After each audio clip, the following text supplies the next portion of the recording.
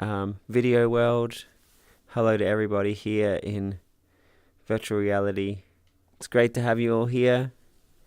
Tonight's theme is going to be about caring about each other, caring about ourselves, caring about our minds and our collective culture. So to those of you who are new, I'm going to ring this bell and we're just going to go into the temple one at a time. But I just invite you to think, hey, I'm giving myself a gift. I'm going to spend some time here to do something awesome for me.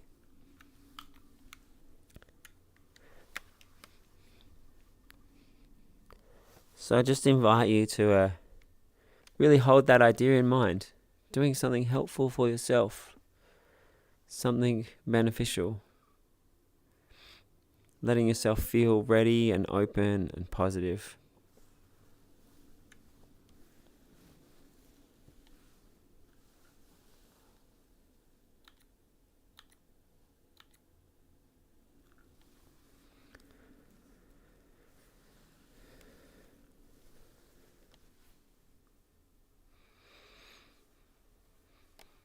And maybe each one of us can start to slow our breathing, shift your state of mind.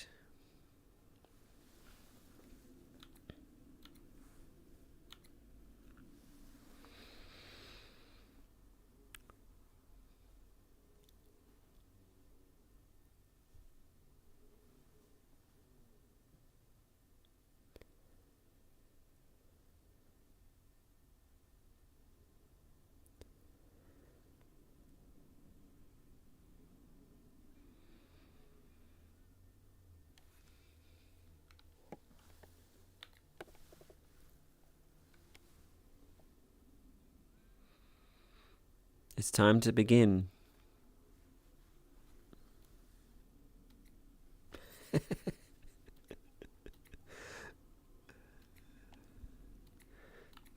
So welcome everybody. We're just going to dive straight into our opening meditation. And the theme for tonight was caring for ourselves, our minds, and our collective culture. So we're going to just dive into a meditation about that. So I invite everybody just to get comfortable in your seat. Have a little thought of kindness to yourself and kindness to the people here. Close your eyes and take a slow, deep breath. If you're brand new to meditation, just think to yourself, I'm just going to go with this. Just let myself imagine and feel and whatever's suggested. I'm going to make this great for me. And if you've meditated a lot, just try to imagine being really immersed in the meditation. What would your meditation feel like if you just complete focus, complete peace? So we'll just take a few slow, deep breaths and let ourselves settle, arrive a little more into the meditation.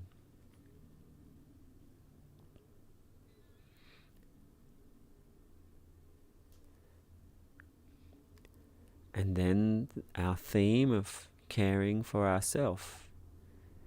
On the next few breaths, just let yourself feel caring for yourself.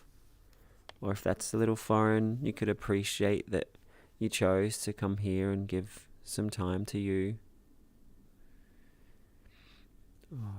If caring for yourself already feels good, maybe try to feel it a little deeper, a little more powerfully, or how precious it is.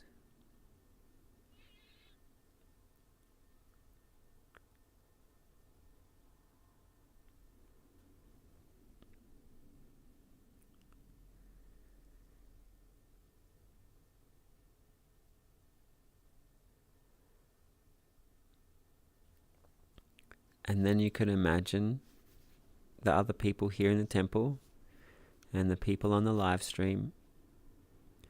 And just know that you're here sharing this moment together.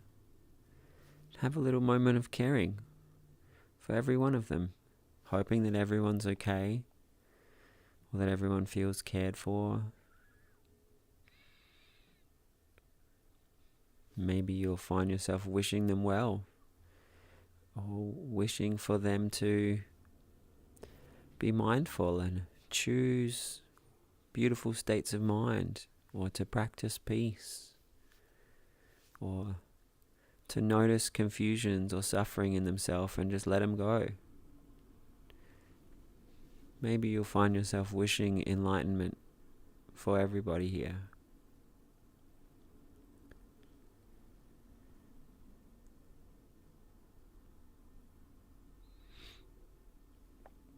And then I invite you again to think of yourself and to give yourself those most well wishes, that you feel encouraged, that you watch your mind lovingly and powerfully,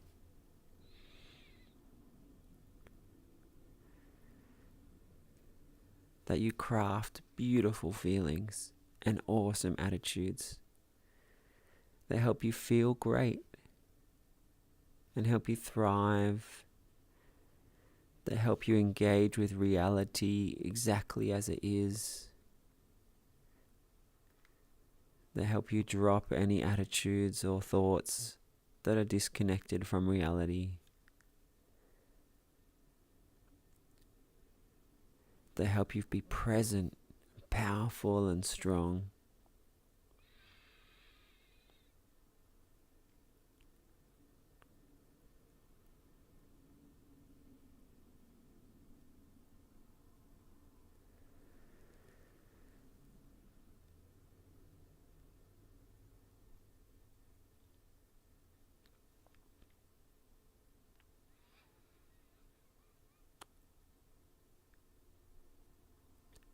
Caring for yourself, encouraging yourself, being mindful and empowered. Just hold those ideas as we breathe gently, caring for yourself, encouraging yourself, being mindful and empowered.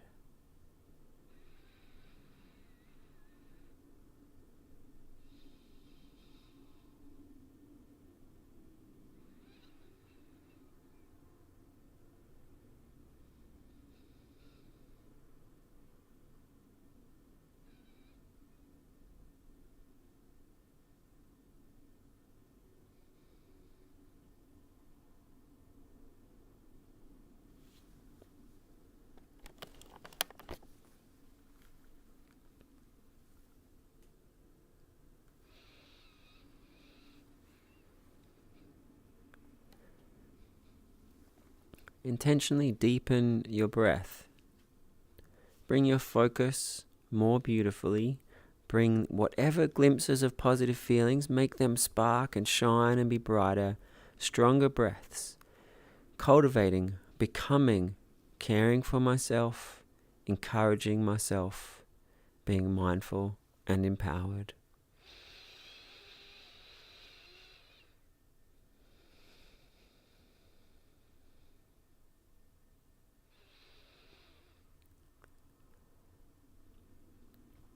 Imagine everybody here, or everybody in the world.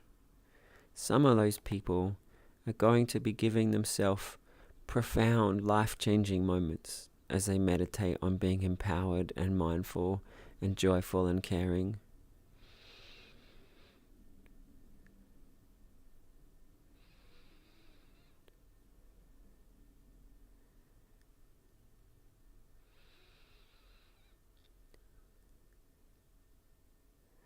May we wish for everybody to be as empowered, as creative and wonderful in their mind and their feelings as possible.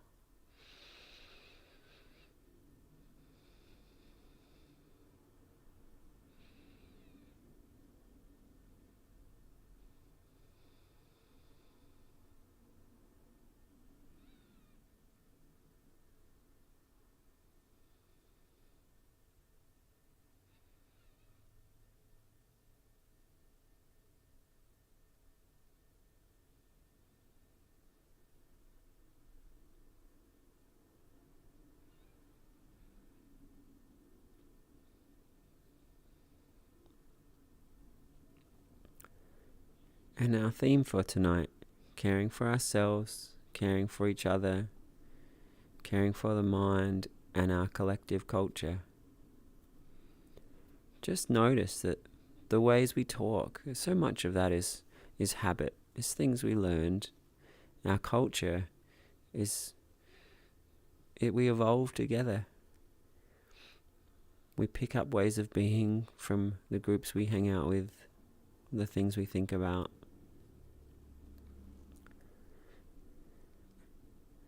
Within yourself, it's similar. The ways you talk to yourself, the things you think about and the way you see things.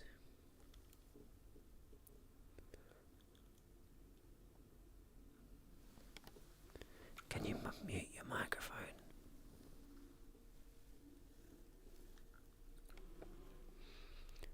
And just let yourself see our collective culture, each other, and the conversations you have with yourself.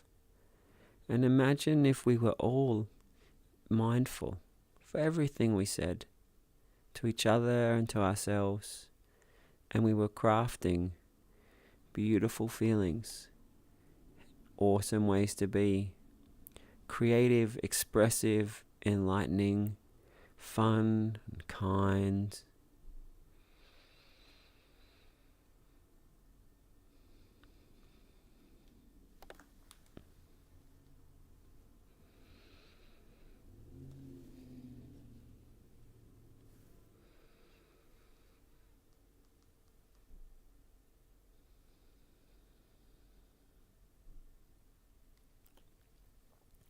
We'll have just a couple more minutes of meditation.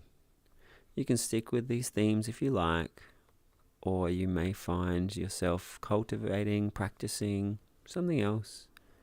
Just a couple minutes more breath. Watch your mind in the peace.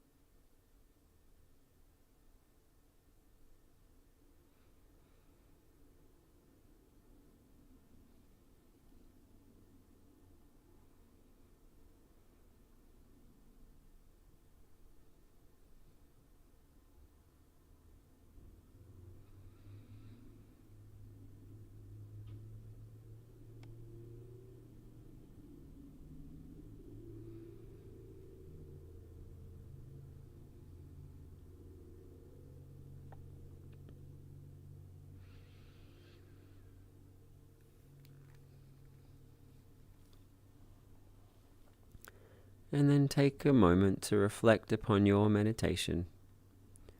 Remember whatever nice feelings you had, or perspective changes.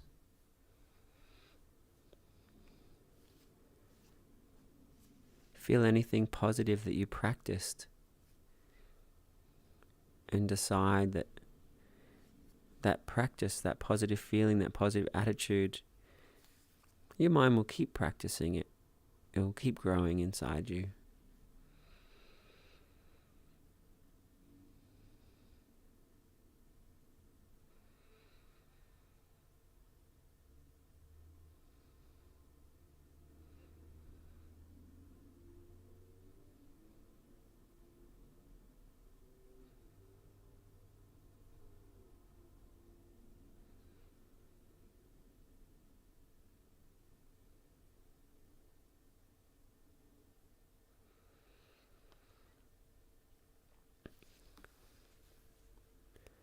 And then when you're ready, you can gently come from the meditation back into the temple.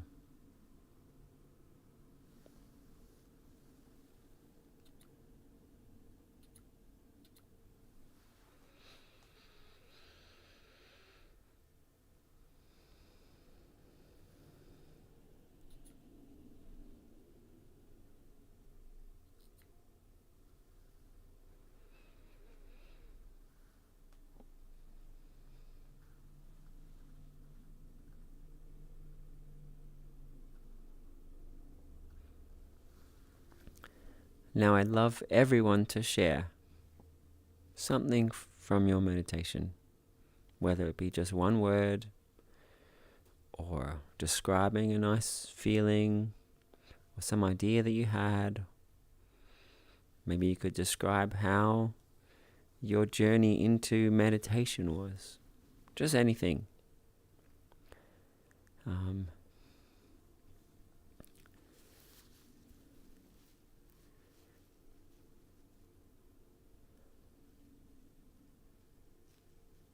Would someone like to go first? Kamazax, is that a hand wave? Yes, please.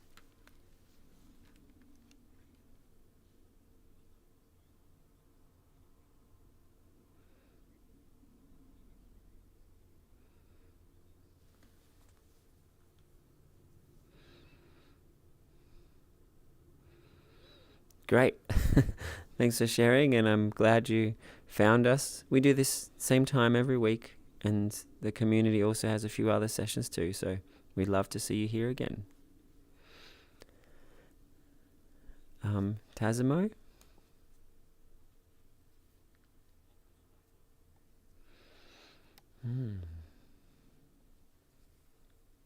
Thank you.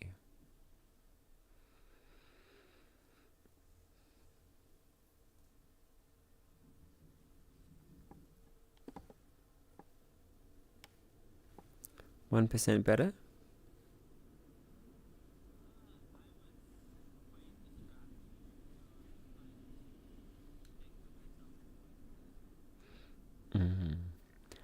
Can I ask, was there any moment in the meditation that you were present for it, or the idea sounded good?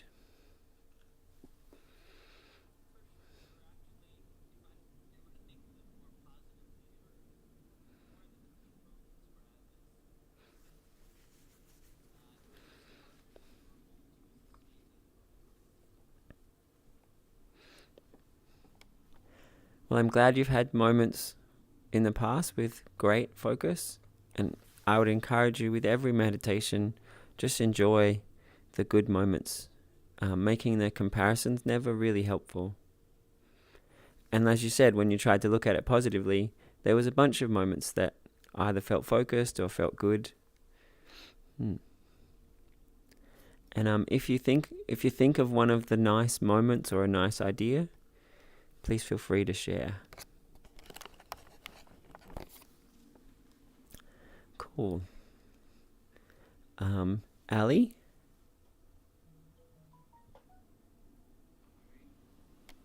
Mm-hmm.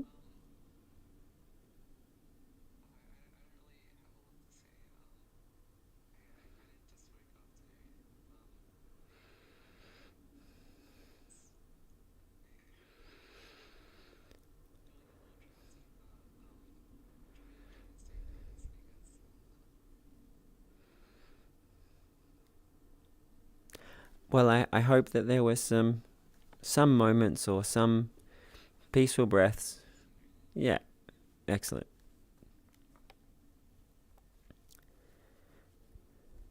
Lord Kirov, do you have a moment that you would like to share?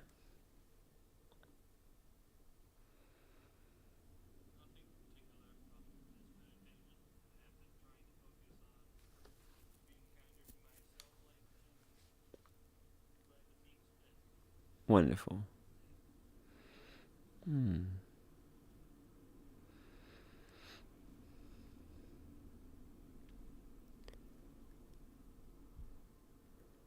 Dark Hyper?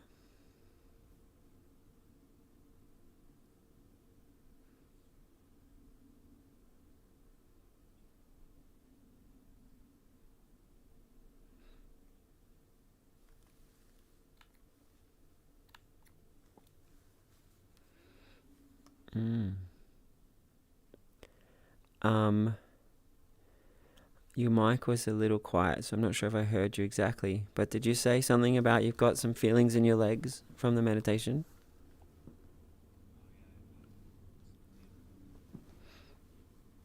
Oh. One thing that can help with meditation and sensations in our leg is to put a little cushion under our butt. So our butt is higher than our knees.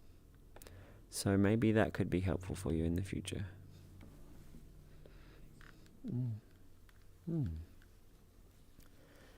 And Aski. Awesome. And Aski Ali.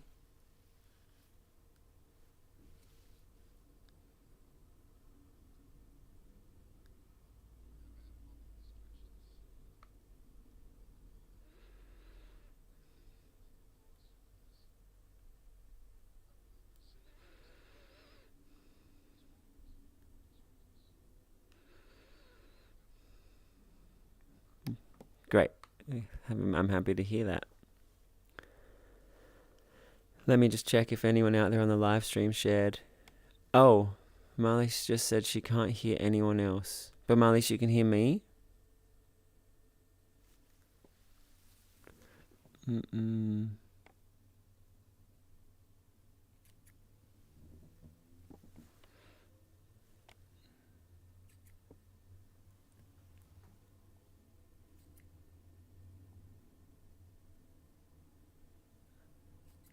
There we go.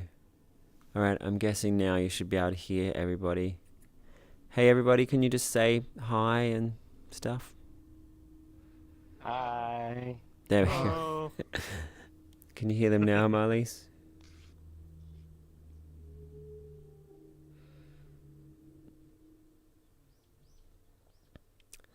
Alright, I'll just wait for her answer.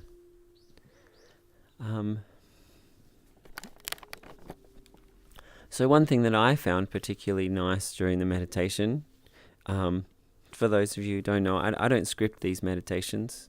It's like doing an artwork. I start drawing and then I just see where the drawing takes me. And so I was talking about the conversations that we have in our community. And I just noticed how conversations just kind of happen. We just have these habitual ways of talking. And I saw how similar that is to what we do in our own minds. You know, you just think in the stuff that you're used to thinking. But if you become mindful, you can actually stop your old thought patterns and then start to intentionally think and feel the things you want. And just the idea of seeing our collective conversation in the same way as we see our own minds, I found that rich. It got me imagining an enlightened culture. It got me thinking more carefully about how I talk to myself, different parts of me, how I relate to different feelings, how I relate to different attitudes and different moods that I have. So yeah, that was a nice moment for me. And Marlies says she can hear everybody now, and hi everyone. Marlies, would you like to share a nice moment from the meditation that you had?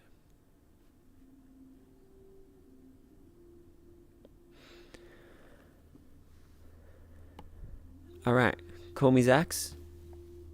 Yeah, I kind of quickly wanted to add something, is that it really also helped knowing that we were all here and we were all here with the same mindset of like somehow trying to better your mindset, you know, be more mindful, enlightened, and just knowing you're not alone in the meditation. I think that really like adds value as well into, you know, how much value the meditation gives. So yeah. I'm so glad you shared that, because that was part of what inspired the theme for today.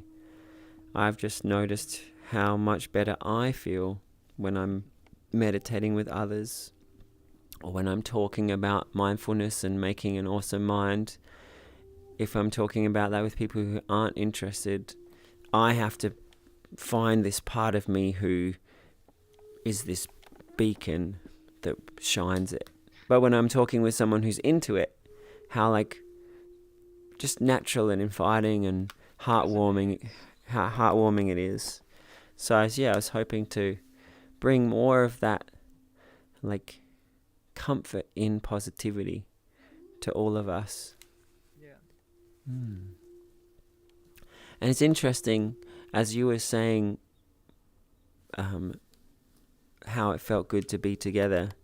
I've noticed, or it made me remember, sometimes when I would go to breathing meditation, and there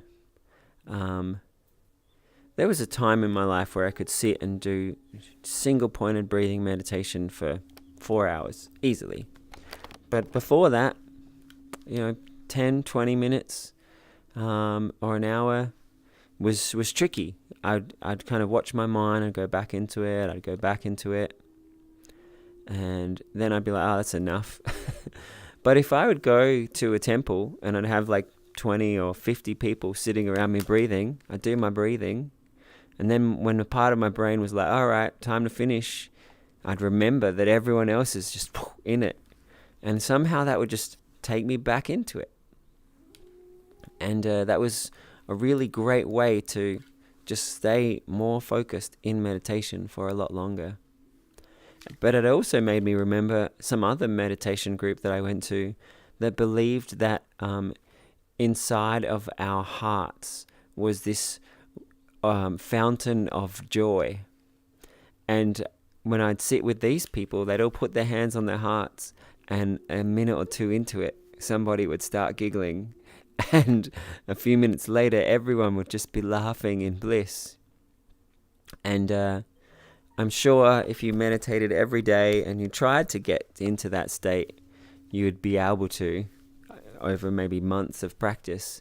But just seeing how the whole group just took themselves into this frenzy of laughter and bliss was really beautiful. And I guess you can also think of other groups of people that take themselves into anger or playfulness or dancing or any other set of feelings you could think of. When you think of different groups, it's wild how like collectively we can influence each other. And I hope that collectively we can make a culture that's awesome for the people here and then also contagious to all the other people in your life. All right, we've got Marlise said she especially appreciated meditating with the group today.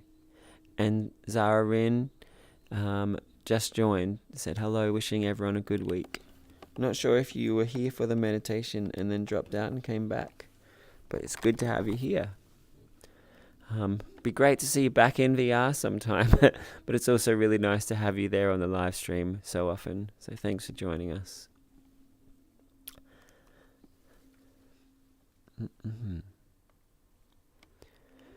Now I want to look at that idea of how we talk to ourselves. For those of you who've been coming often to my sessions, hopefully we've covered that topic about practicing how we think. So if you practice inner peace and envisage and feel inner peace, the more often you do it, the more naturally you feel inner peace. But similarly to how good is your basketball shot, you rehearse it going in and you rehearse it being straight and smooth, and the more often you do that, the better your shot will improve. And many people have found that rehearsing physical skills mentally really vividly can actually improve faster than just practicing in real life. And many of us have also seen the same thing with rehearsing being expressive and confident when we go to a party, or to like healthy food, or to want to exercise, or to sleep better, or to be better at music, or more expressive with our art.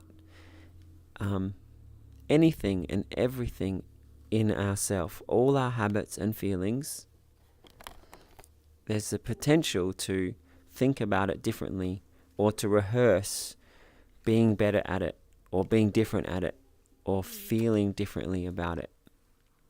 So if you haven't been to my classes before, that's a theme that I really love, because once I realized I could reprogram myself, I did all out. I just started asking myself, hey, if I could reprogram everything, What kind of person would I be like? And then I just kept rehearsing that, feeling that, envisaging it. And so, while yes, I would love every one of us to have a daily practice where we spend time imagining being awesome and feeling great, I want to tie that into today's theme, that I also want you to notice just how you talk to yourself, and that the ways that you respond to yourself always be patient and kind and encouraging.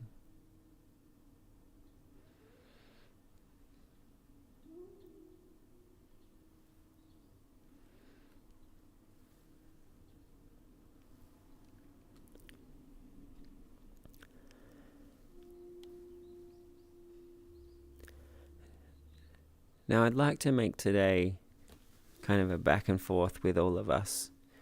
So, please, if you have any thoughts about what I've been saying, I'd love you to jump in. Let's discuss these ideas.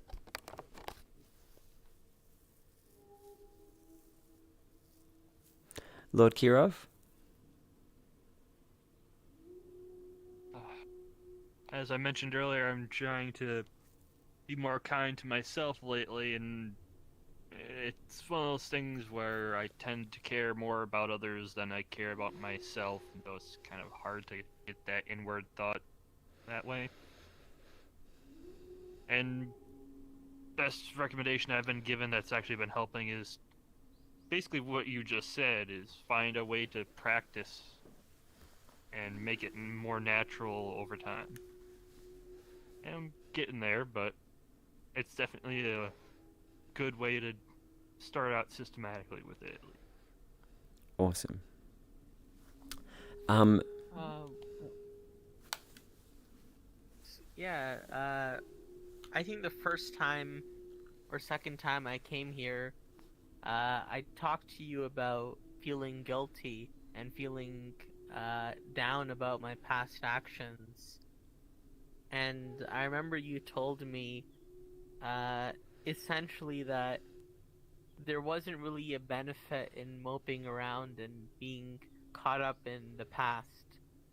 And it's more of a responsibility for me in the present and the future to be a better person rather than being stuck in the past. So I just wanted to share that.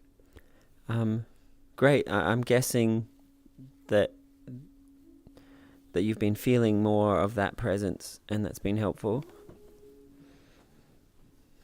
Yes, I have, and I still am dealing with elements of guilt and shame, but I'm slowly working towards maybe a state where those elements are not so big in my life. So I'm really glad that it's been helpful for you, and thank you so much for sharing and hearing when it's been helpful for people. That's why I have these sessions. So thank you. Now I want to try and tie in what both of you are saying. 1% better.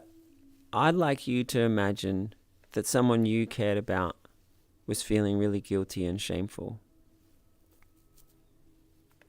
And they've tried to make things better, and they've made their attitudes and their habits nicer. But for some reason they're still caught up on guilt and shame whenever they think about the thing in the past. And I just want you to spend a minute meditating or imagining, how would you want them to think about it? How would you want them to feel about it? And I'm going to give you a minute just to meditate on that. And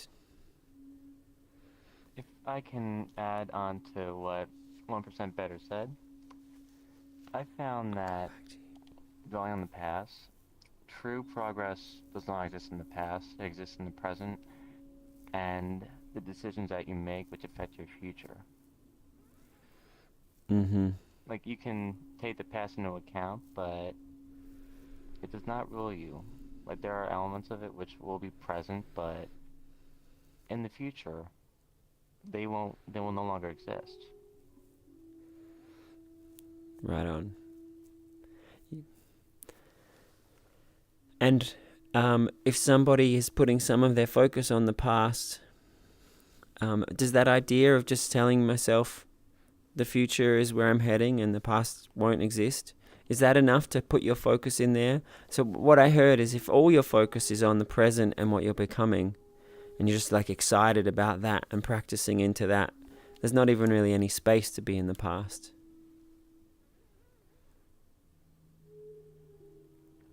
Well, as I said, the elements of the past will still be there. There will still be a place in my mind for them, but I try not to dwell on them too much because I know progress for the future won't happen in the past itself. There are elements in the past which can help with it, but focusing on the wrong elements will not help you progress. It will not help you heal. It will not help you be a better person and get away from who you were. All right. The only thing that can help is focusing on the present and the person that you are there.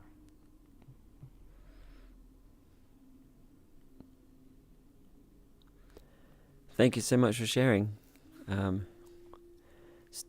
Definitely being in the present moment is so empowering.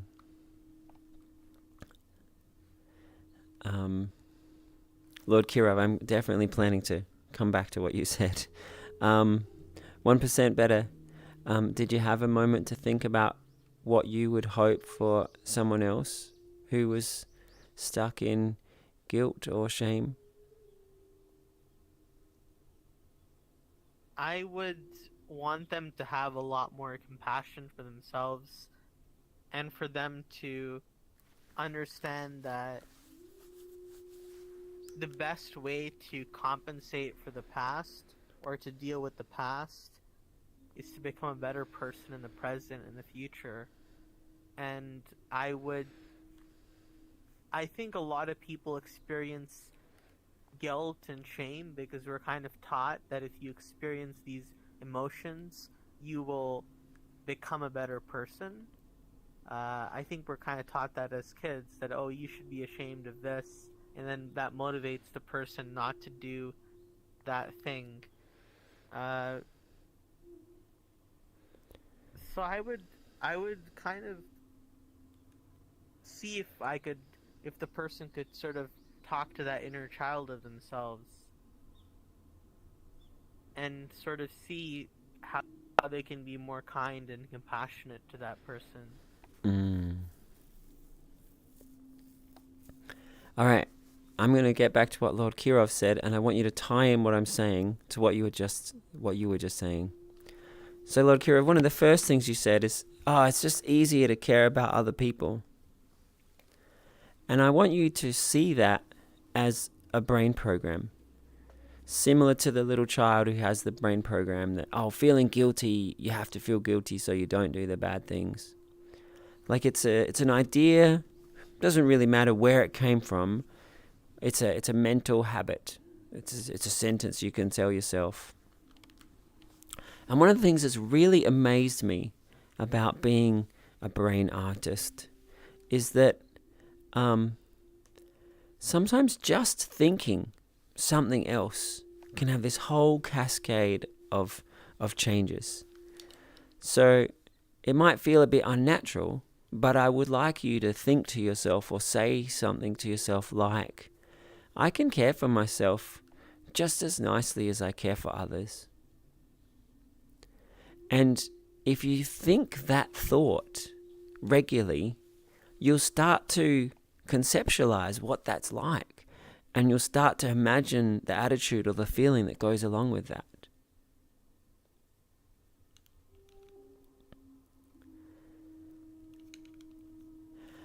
You're really good at caring for others. You could also, similar to what I said with 1% better, you could imagine someone else who was struggling caring for themselves, and just see how much you would wish for them to care for themselves. That's been part of my visualization meditation for a bit, actually, yeah. Wonderful. And what about the statement of, I can care for myself similarly to how I care for others?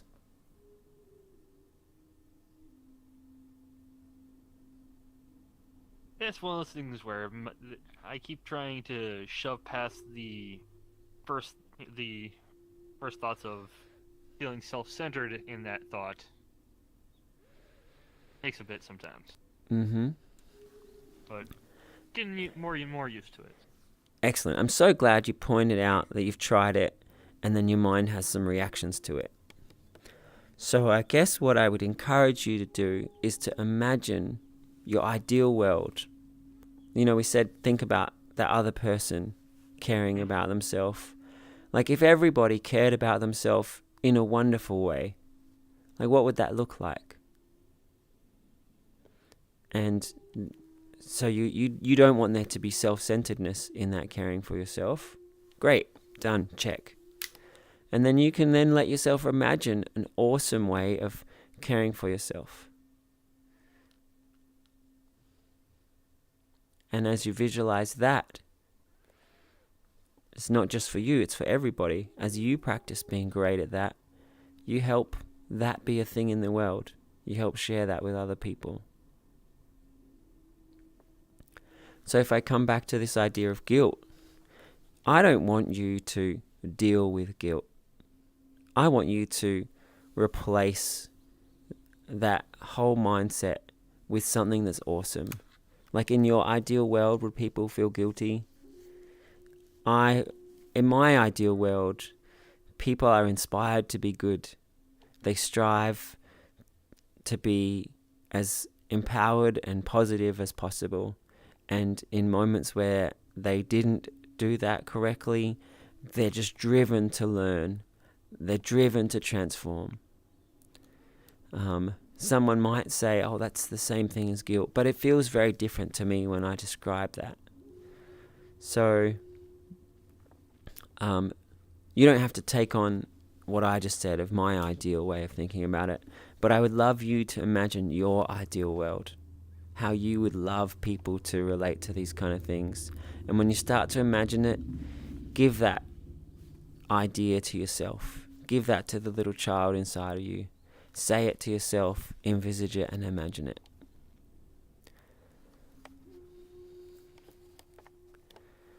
So Lord Kirov, coming back to this practicing kindness for yourself and that affirmation that I can be kind to myself just like I'd be kind to everyone else. While you're holding that brain program in mind, I'm kind to myself just like I'm kind to everyone else. Just for a minute, let yourself try to imagine that it feels totally natural and beautiful and awesome. And as you give your mind that chance to rehearse it, to feel it, to conceptualize it, it grows in you more and more. And yes, I know you've heard much of this before. I hope hearing it again just makes those networks in your brain stronger and feel better and feel easier. And I hope also there was some tweaks to the programs, some tweaks to the ways that you think about it that make it easier and funner and better.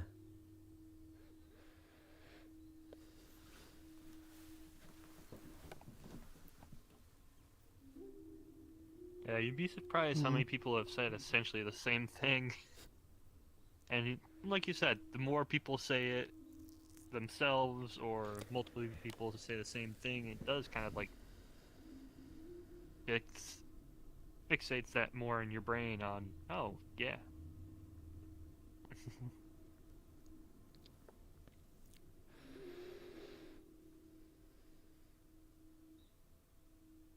I think looping back to the conversation that you're having about like guilt, like one important part of like self-love is, I guess, not viewing yourself through the lens of like other people and just like realizing that you're like an independent being to like everyone else, and that you know your right to like exist in the world is like just equal to everyone else, and I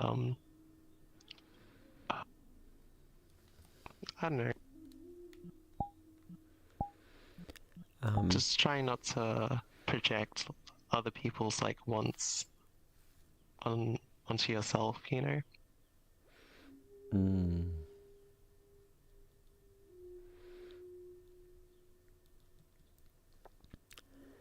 I'd also like to add, in my opinion, trying to change yourself off of simply guilt is having a section of what I see as fear rule your life. That's just never a good way to live. Absolutely. I grew up without any of the religions or cultures that emphasize guilt, and then when I went on my religious decade and was trying to find holiness and enlightenment, I did spend a lot of time in places where they're like, you've got to feel guilty. And I took it on. I was like, hey, this is gonna craft me to be better. But it didn't. It was just chunky and hard and rocky roads in my mind. So yeah, I definitely don't. I mean, maybe compared to being heartless and destructive, guilt might be better. But if you've already decided you want to care, there are so much more beautiful ways to be kind to yourself and craft your goodness and shape yourself and the culture around you to be encouraging and loving and supportive.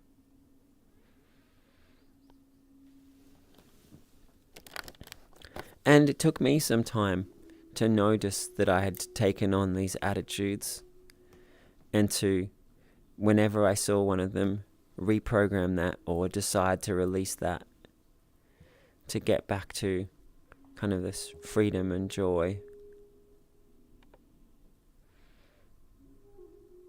Call me Zax. Yeah, so what I've experienced that sometimes it's really hard to, be yourself, to, just not change yourself to fit into what most people want to see from you. I mean, for me, I often feel like what I'm thinking and how I'm like experiencing life is so unique that I almost feel like the urgency that I have to change to fit into society. And then, places like this again really help realize that, there's other people that also struggle to maybe fit in a little. I don't know if I said it properly, but yeah, that's how I can say it. I think you might be surprised that even in places where it seems like everyone else is fitting in, a lot of people are struggling and concerned. What are people thinking, and dealing with their own discomforts. Part of what inspires me, having gone from someone who was like super anxious and awkward and shy, then when I saw brain programming was possible, and I imagined a world where everyone was kind and things were fun and encouraging, I was just so excited by that. I just wanted to practice that every day. And I'd spend like 5 to 10 minutes every day just imagining myself feeling really confident and comfortable everywhere, and just expressing myself fully and encouraging other people to do that, because the world needs it.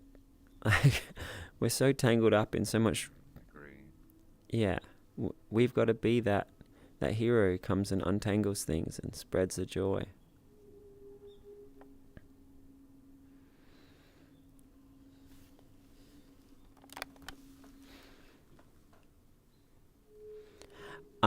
Call me Zax. Not that this is the context for it, but just as you said, you have all these weird thoughts and out there ideas. I'd love to sometimes just sit around when we're just chatting and hear some of your far out ideas and ways of being. Yeah. And I hope that you have some groups where you are free to just explore whatever ideas you have and share who you are.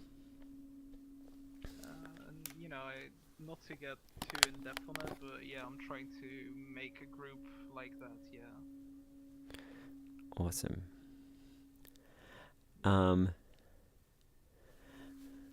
One thing I love to do is, if I'm going to a party or an event, is to imagine myself being really expressive and fun and sharing everything that I want to share. And I'll spend the whole trip to the party just pumping myself up into that state, so that by the time I'm there, I'm just like ready to go. And obviously I haven't partied at all in the last couple of years because of the lockdowns. But when I would go out a lot, I was just wildly expressive, and it was just a really fun practice. So, and I encourage every one of you to practice being fully yourself and sharing openly and happily and funly, and encouraging other people to do the same.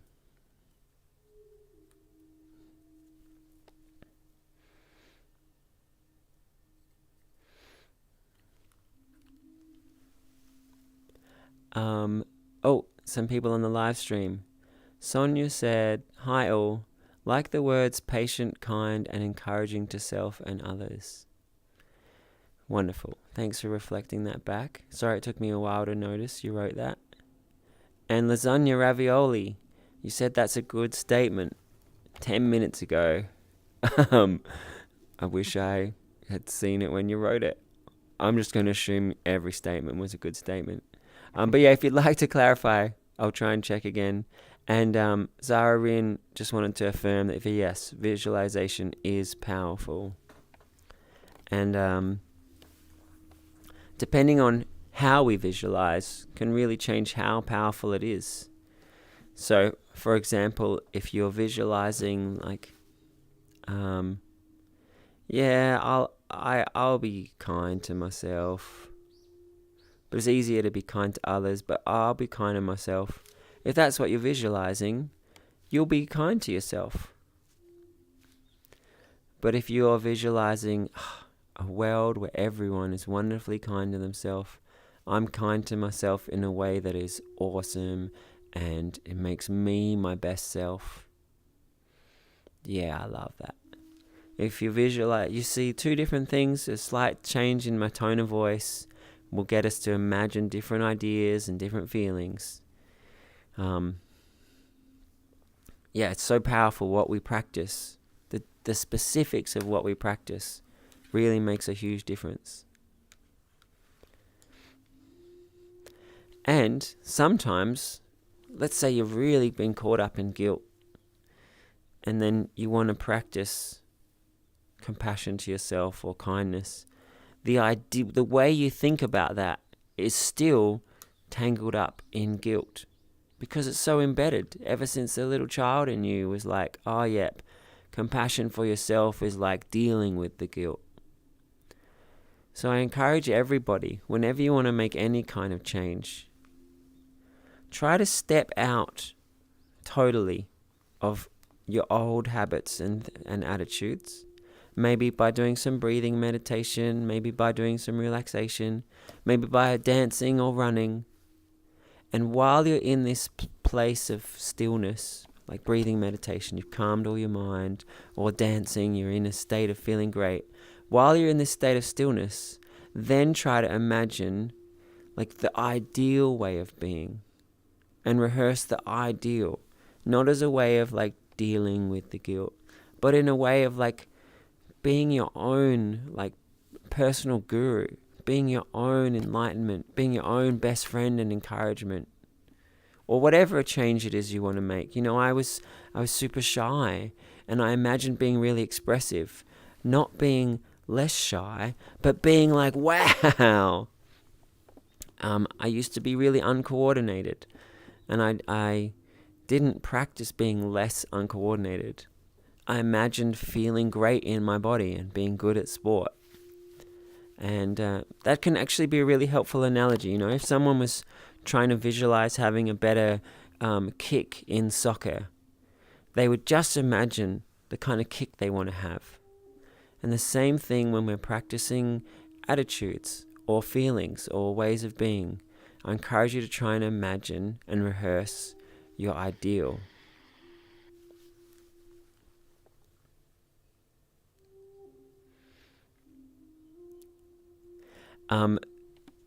Sonia's words here, reflecting back, patience, kind, and encouraging. So, I want to emphasize, I'm going to encourage you guys to be as inspired and awesome and uplifting for yourself as you can be. And at the same time, also be patient and kind to yourself. I see sometimes in some communities, you're either just self-accepting, or if you're like wanting to change, then you're judging yourself. And I think that's a false dichotomy. I hope every one of you can imagine a way that is inspiring and envisaging enlightenment or skillfulness or awesomeness, and is at the same time patient and kind and gentle with yourself the whole way.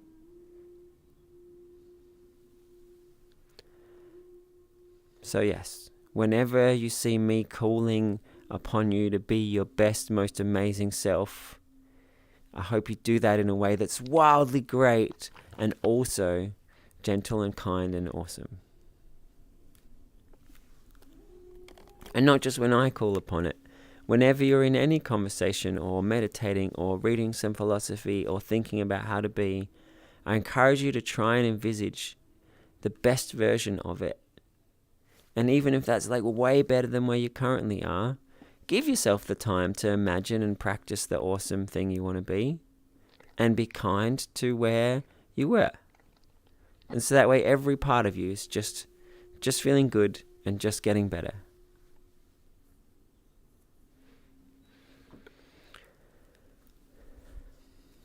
Welcome back, Vice. Long time no see. It's great to have you here. We've been talking about kindness to ourselves, kindness to each other, kindness to our minds, and kindness to our community. Particularly with making our community have discussions that are enlightening, helpful, encouraging, and positive.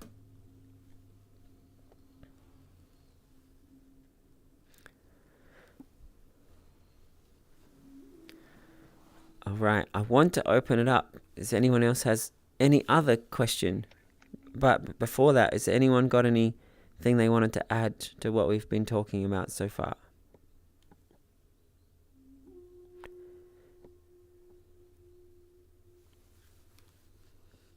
Call me Zax?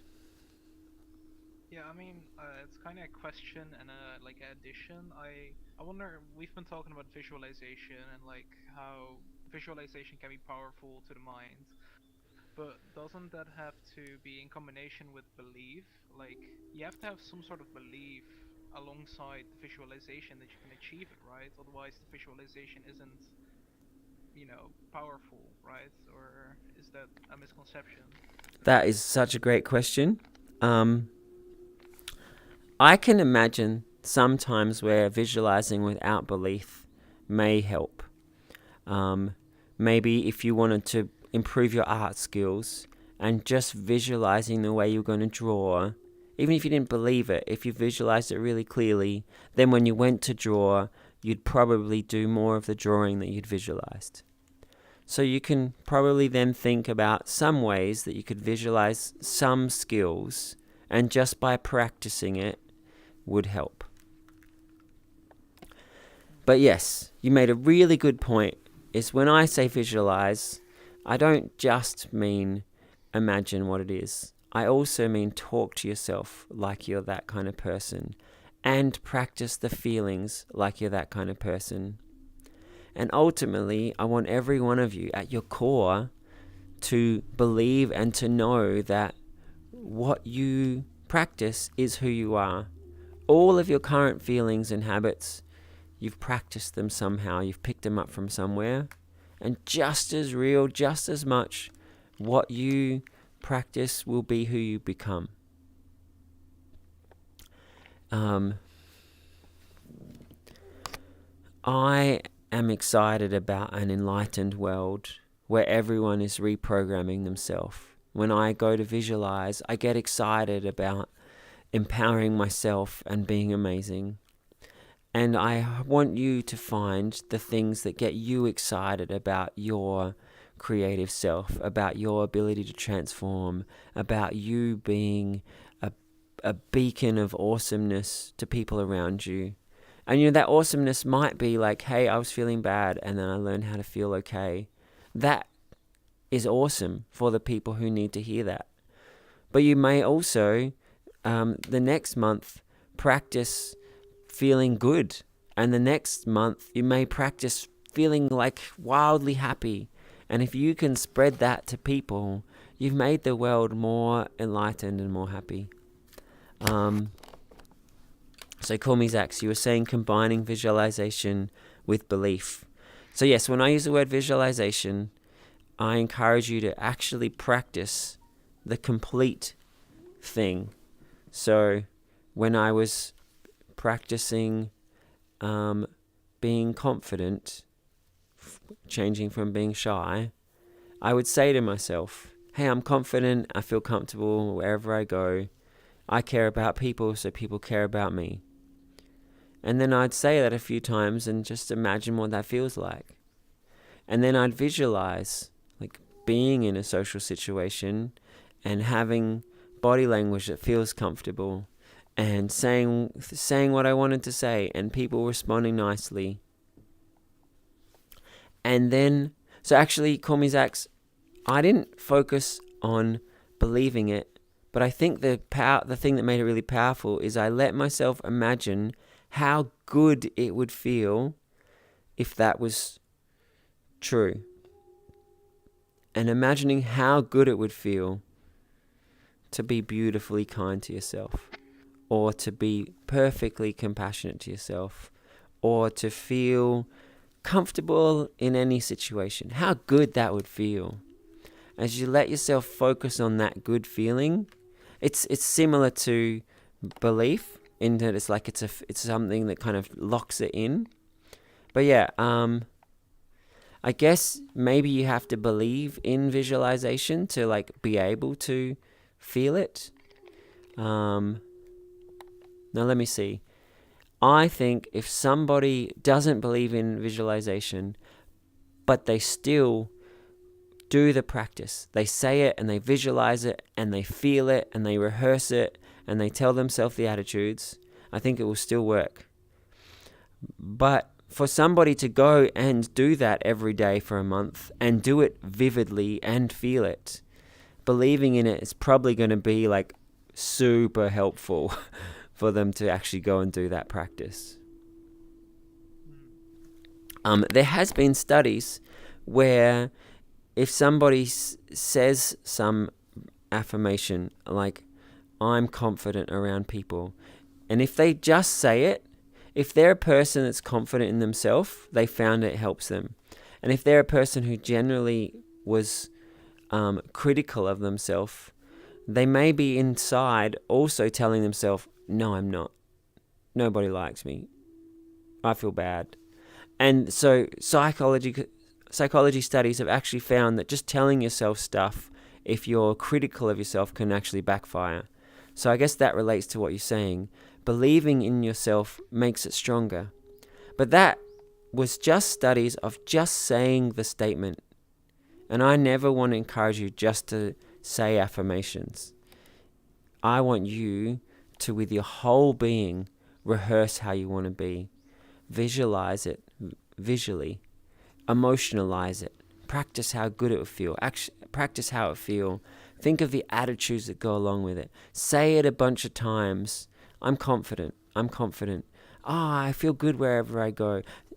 Let it evolve. I feel good around people. I share how I want to be. I say what I want to say.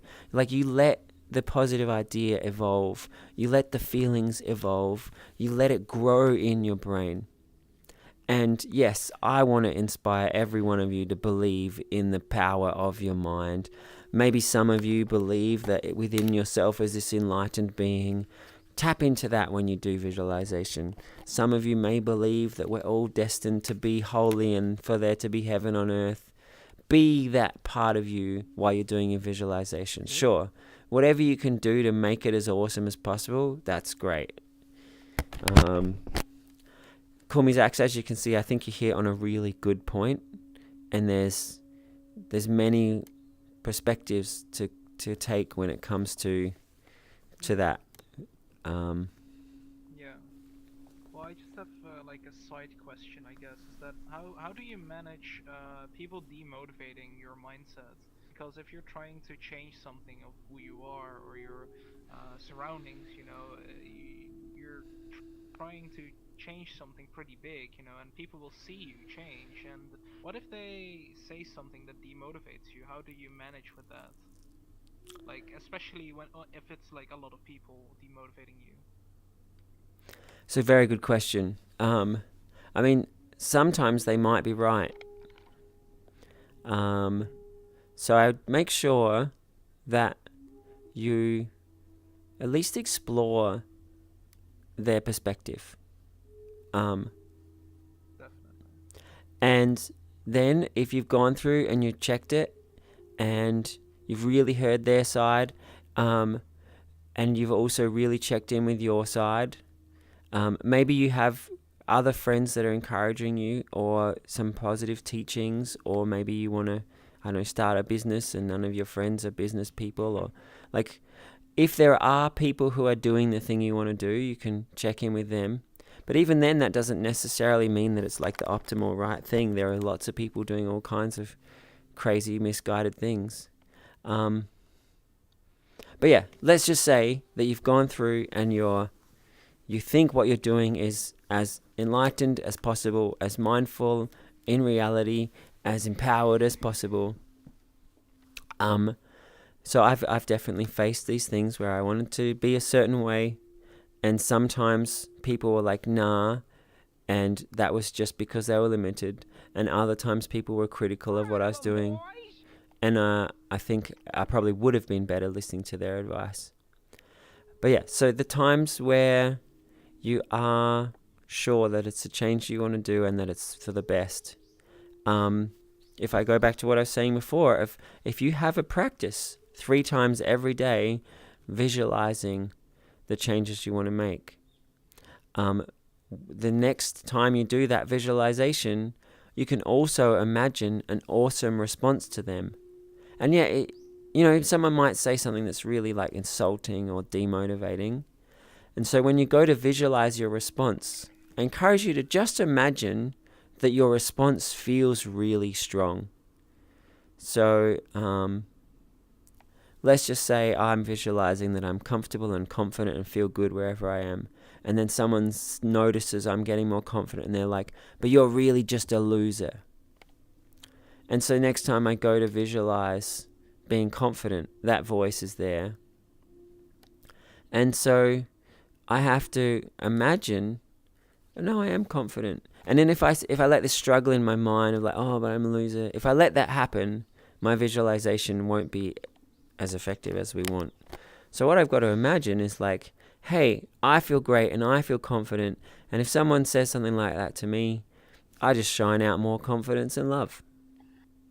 And this happened to me. I didn't have to justify why or how I shined out more confidence and love. I just decided I'm going to do that and it's going to feel really good. And then that took over. I just felt more of that. And that's how I was more.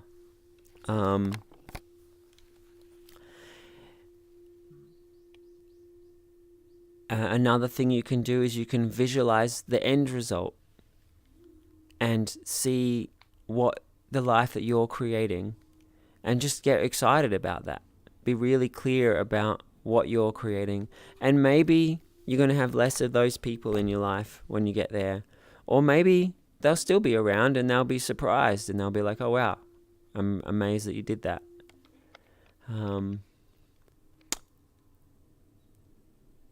Maybe after the session, if you want to, you could tell me some more specifics. Perhaps I could give something more helpful. Yeah, sure.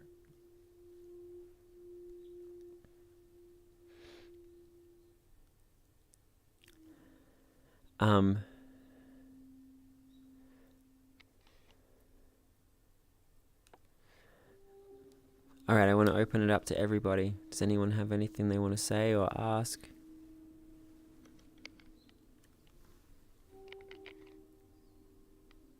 Is our goal to relieve suffering or reduce suffering? Is that a worthwhile goal? It's a great question. So when you say is our goal, and this is a Buddhist temple, the Buddhist goal is to end all suffering. I don't identify as any particular religion. My goal that I hope other people will be inspired for is a world where everyone chooses however they want to be, and they choose from the place that's as empowered as possible, not tangled up in anything. Just, hey, what's the ideal world? I'm going to be that. And in my ideal world, we all feel great. If here's the spectrum of emotions that most people feel, and then some people are a bit sadder and some people are a bit happier, I want a world where we've all shifted our spectrum from feeling awesome to feeling like bliss beyond words. I would love a world where everyone's like that. And you know, it's not a one-dimensional spectrum. You know, there's excitement and there's creativity and there's kindness and compassion and like so many different kinds of feelings. And yeah, I would like us to move all of them into the awesome part of the spectrum. So yeah, for me, ending suffering is one part of it, and empowering and caring and creating culture that helps each other live and party and be creative together. For me, that's my goal. Our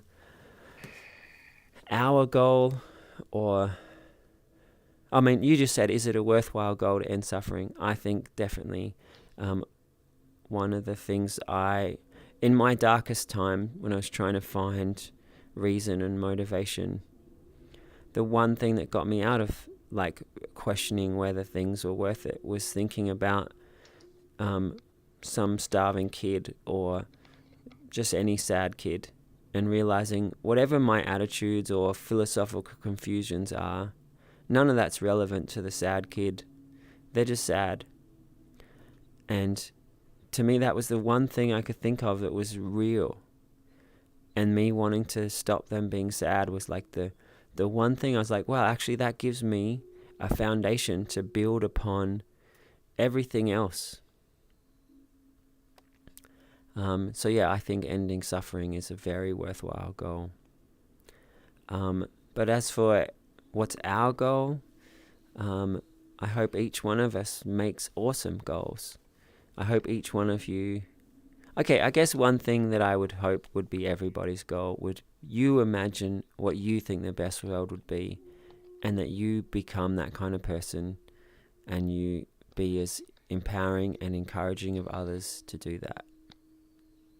That's one goal that I'd hope we'd all share. Yes? So what do you think about yeah, like for me personally, I don't like to suffer. I don't want people to suffer because of me. Mm-hmm. And if I can help it with I wouldn't like people to suffer at all. But what do you think of that and of the do no harm principle in like most religions? Oh, Like, I think it's obviously tied with suffering. I try to live a life that does no harm. I think that's a wonderful way of being, and causing suffering. Wherever you find something you're doing that's causing suffering, I think you should definitely put your attention into that and try and make it better. And when we're interacting with people around us, being a source of kindness and comfort is a wonderful way of being. Perhaps you can elaborate on your question or your statement a little more. I mean, other than me just saying yes, I'm not sure what else to say. Basically, you're saying actually exactly the same thing from the opposite side. You're saying I want everything to be the fullest potential it can be. Mm-hmm. But I'm expressing it actually from the, let's say the negative side.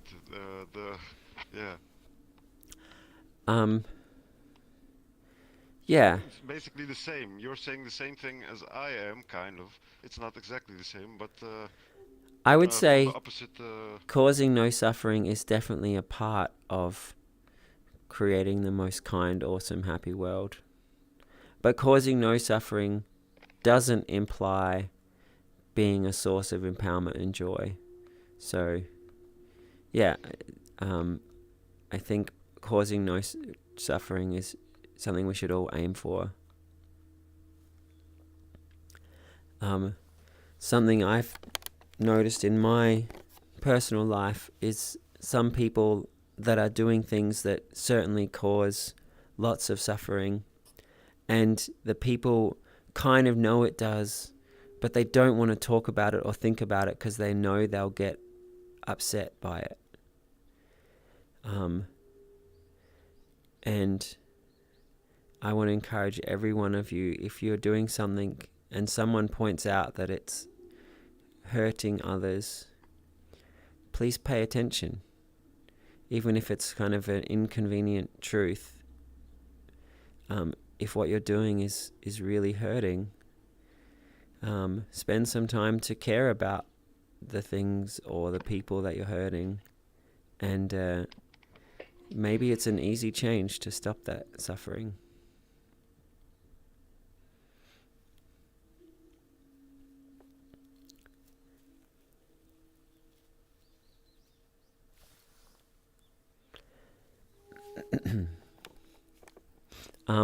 Some of the difficulties or confusions that I think of when you say that is, I think about my son, and sometimes he doesn't want to brush his teeth, and we have to go to bed, and often he'll just smile and he'll open his mouth and we'll do it together, and it's great. He's just a little kid. But there are some times when he really doesn't want to, and I've tried all of my tricks and games, and I'm tired and he's tired, and I'm just like, it's toothbrushing time, and we just do it, and he's not happy. And if I let his teeth rot, it's going to be more suffering than the thing we're doing with brushing his teeth. But yeah, that makes me really wonder, like, how much more do I have to focus on ahimsa with how I treat him to make all of those, find a way no matter what, that there's never an upset moment. And then it also makes me wonder, what if somebody's doing something that is unhealthy or confused, and they've developed, or other people have imposed upon them, a thing that if someone challenges them, that's horrible. How do we still reach out to that person or help point out things to them in a way that they won't suffer? Or if they've been conditioned that any challenging of that idea is suffering, do we reach out to them anyway? It's tricky questions that I don't have an answer to. Yeah, really interesting though to think about.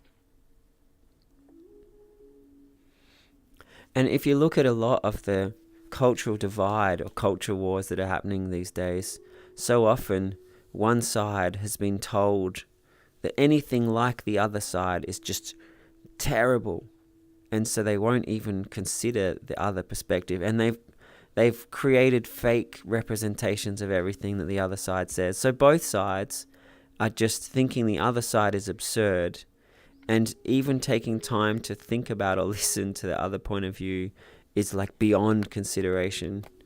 And I think whenever we see that, whether it's politically or culturally or religiously, if we can be forces of bridge building, and we can try to hear all the sides and reflect back the good on all the sides.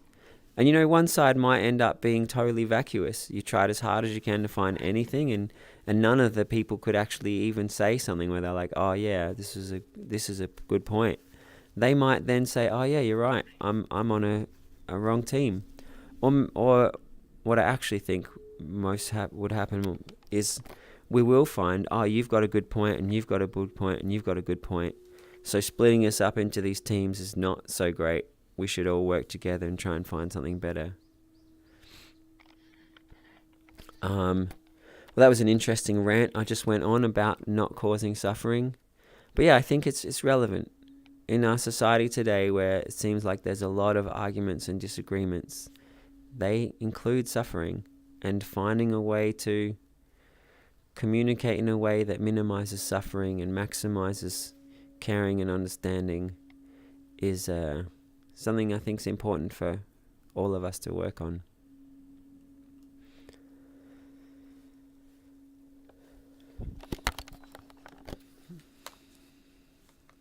Call me Zax.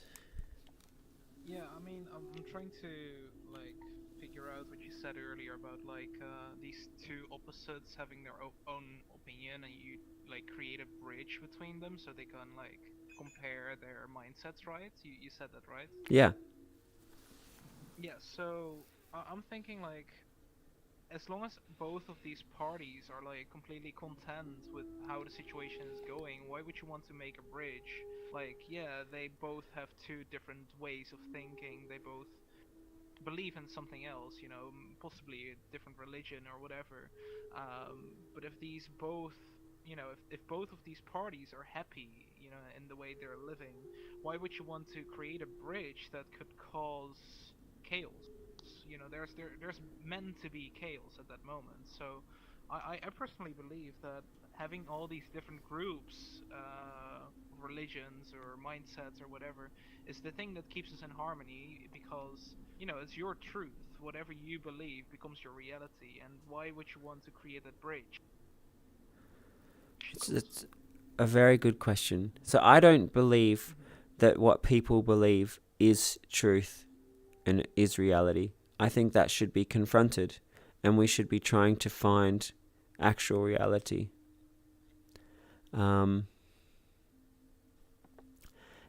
And you could contemplate a science-based perspective and everyone in the world finding a foundation in which to agree upon.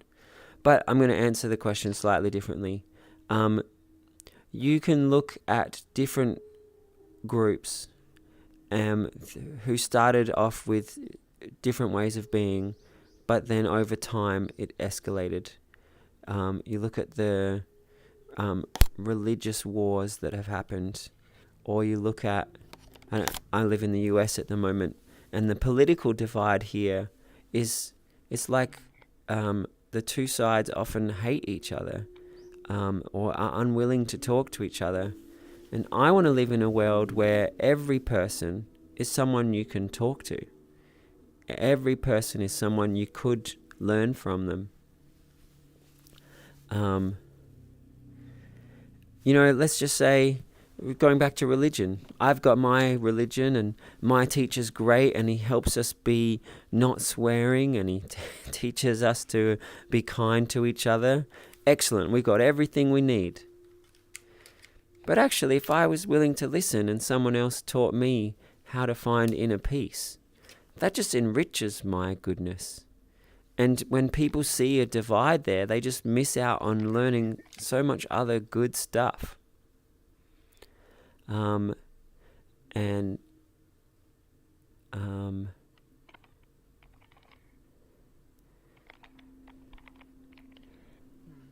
I guess if you're ever in a situation where there's people from opposing worldviews, if you can be the person who helps them listen to each other rather than fight, that's a good example of what I meant.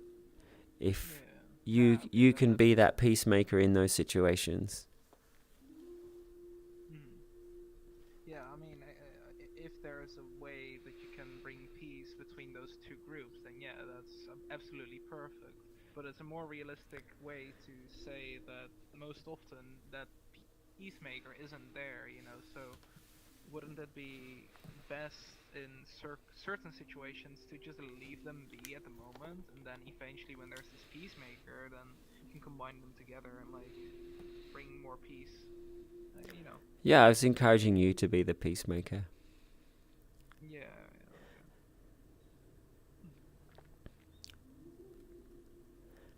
So do you believe there's like a specific reality that's like, or like specific belief that everyone eventually can believe in, like because earlier I stated like everyone has their own beliefs, and you said like yeah, your beliefs aren't your reality. So do you think eventually there's gonna be a moment in time where everyone believes the same faith, religion, da da da?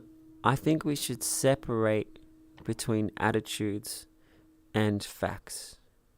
I try to have no beliefs.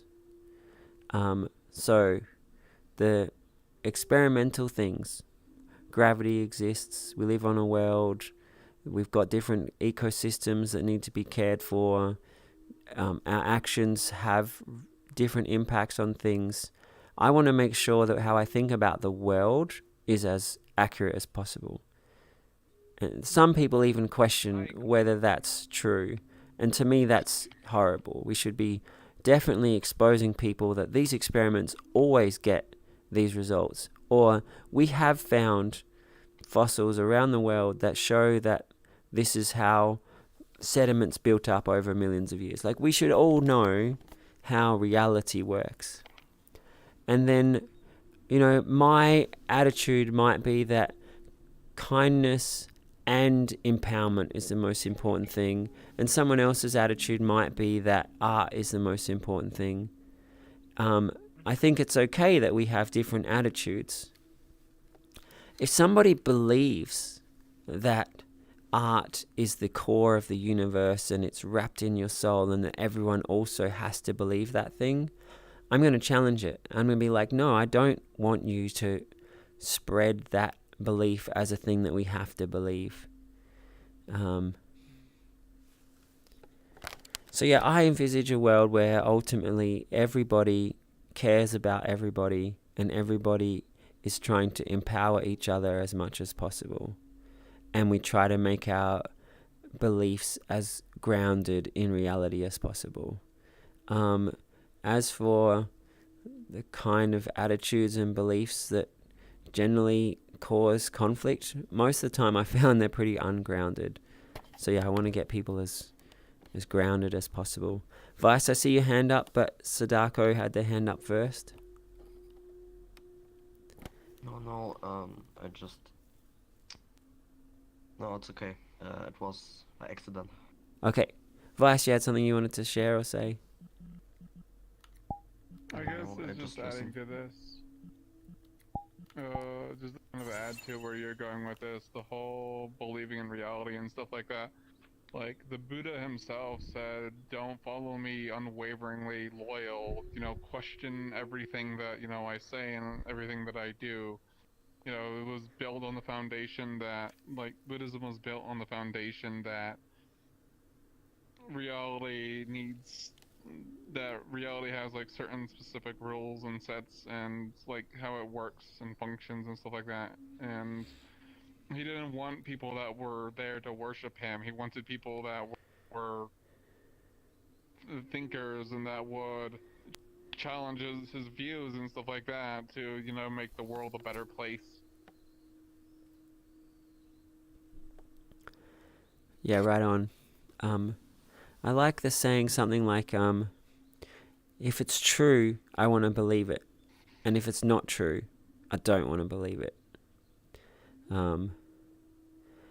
And whenever I see someone who's arguing for their belief because they believe it, to me that's a misstep in thinking.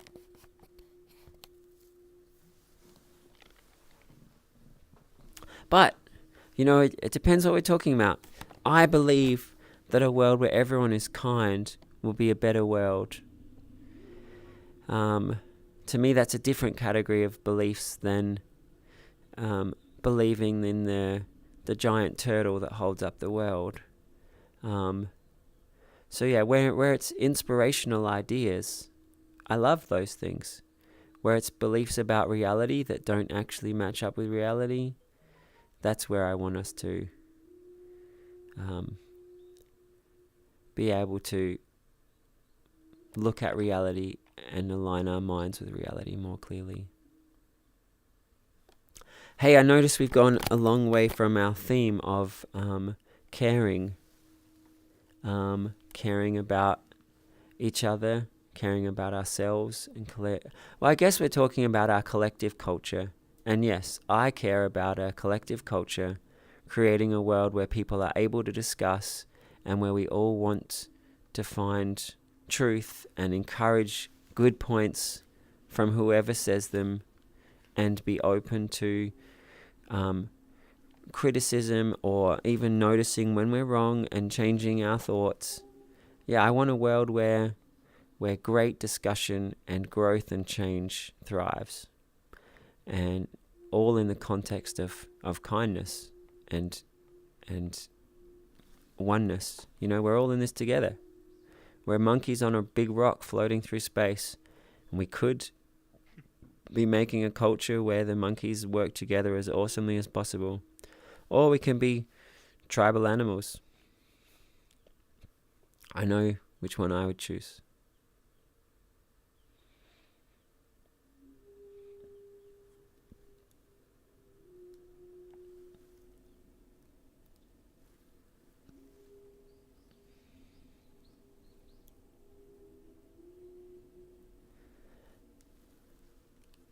Does anyone else have a question or a comment?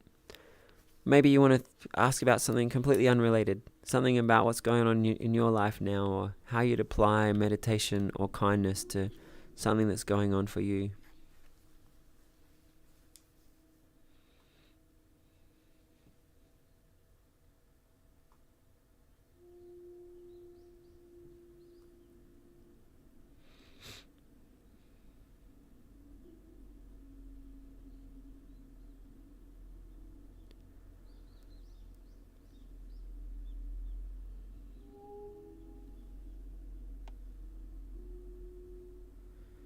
Is it time for us to do a kindness meditation?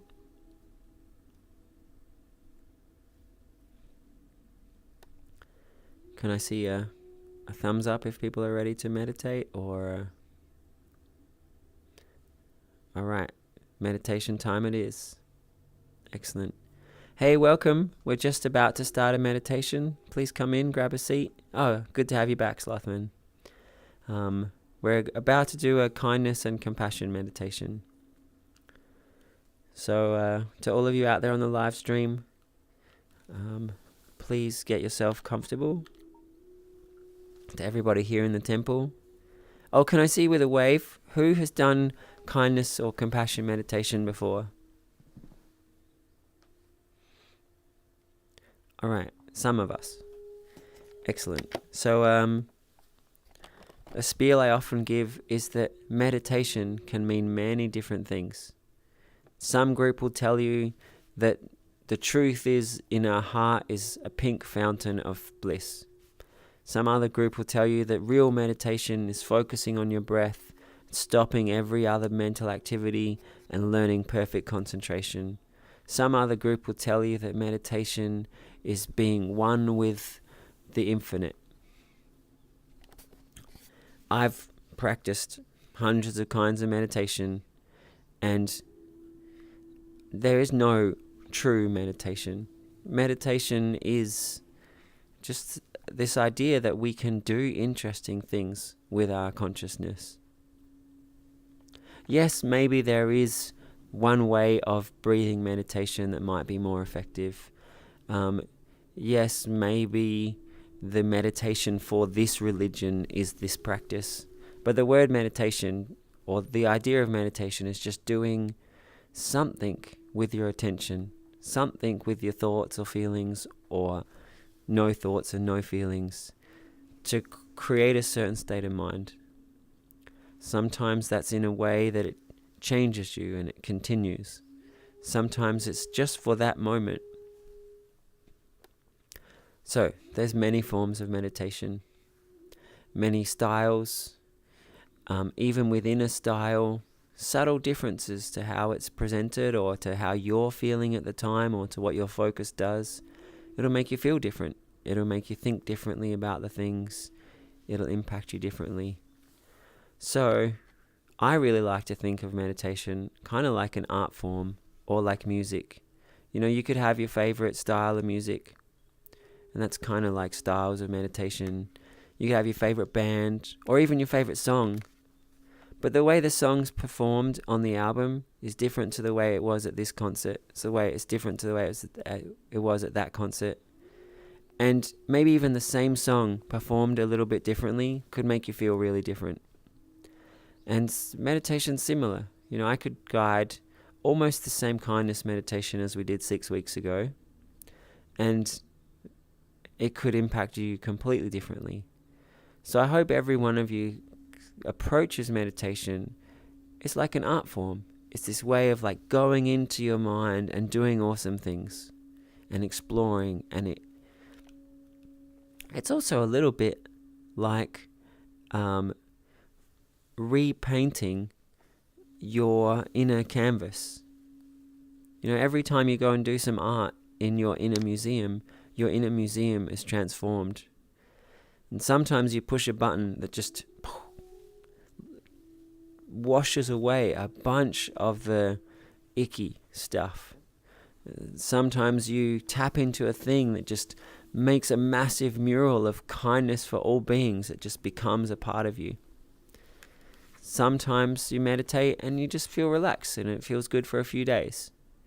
So it's this art form that hopefully transforms you and hopefully helps you.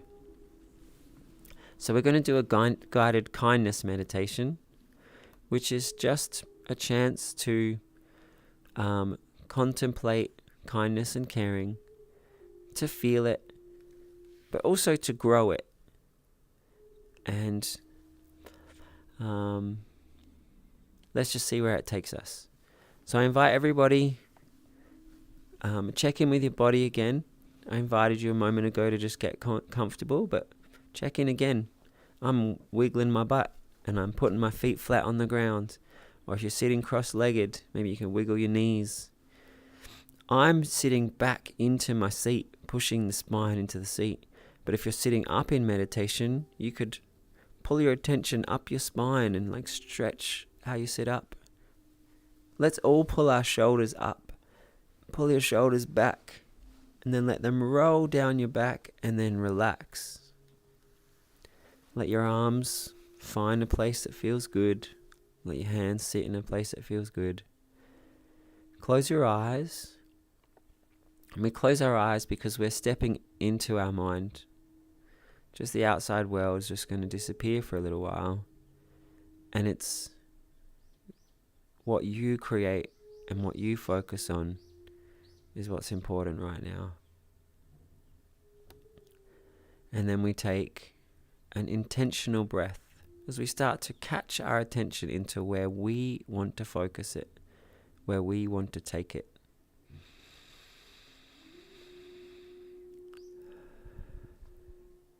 And the next intentional, deep, relaxing breath, just feel how good it feels to take a slow, intentional breath.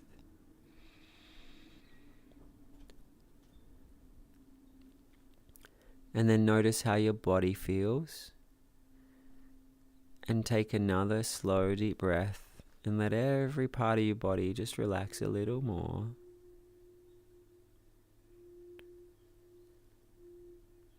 And then the next deep breath, you let all the parts of your body that feel good, you let them feel better, more relaxed. Let go a little more.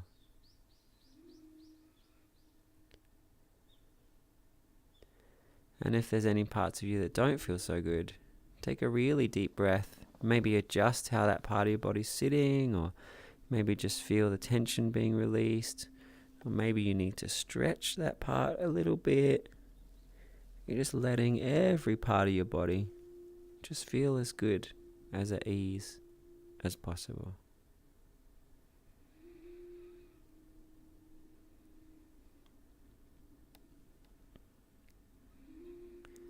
And as we start to move our attention into the compassion meditation, just enjoy that this introduction was a chance to just relax, to watch your attention, to relax your body.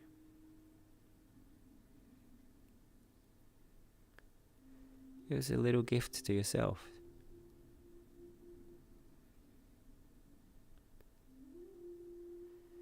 And we're going to give ourselves an even bigger gift now as we move into this compassion meditation. And I invite you just to start with the idea of caring, of kindness. Different things will come to different people's minds.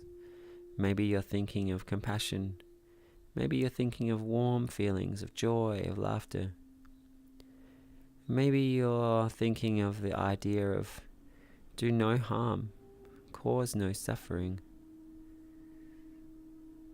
Maybe you're seeing the beauty of that as you float through the universe, you leave everything neutral or better. Maybe you're remembering times with people that were really heartfelt, that were beautiful.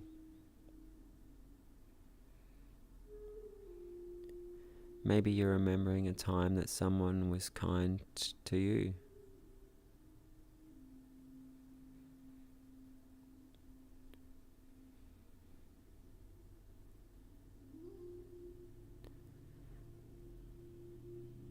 Or maybe you've been thinking a bunch of stuff that I didn't even get close to.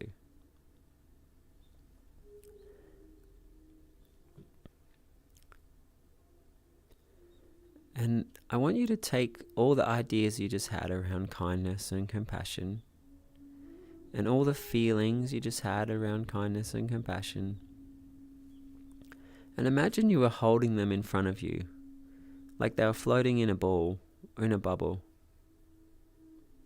And as you look at them, it feels kind. It feels compassionate.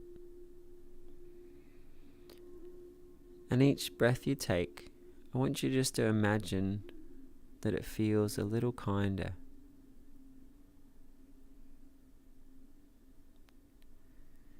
The caring feels more enriching.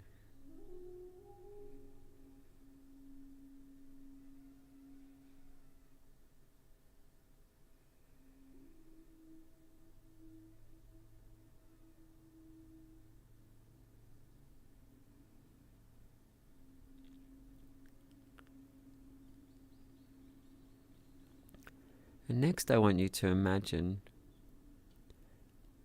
if the whole world did this meditation, and then everybody was trying to be as kind and as encouraging as possible.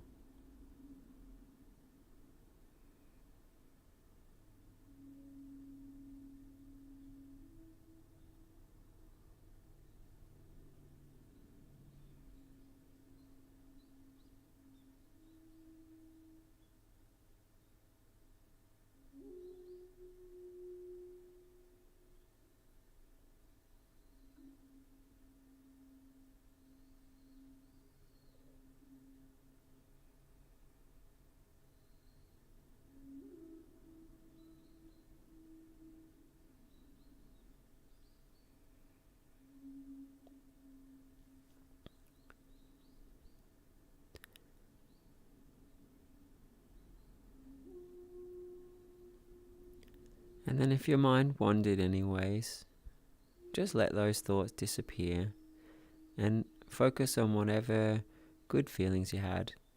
Maybe you thought of some friends you really appreciate already. Maybe you imagined how things could be.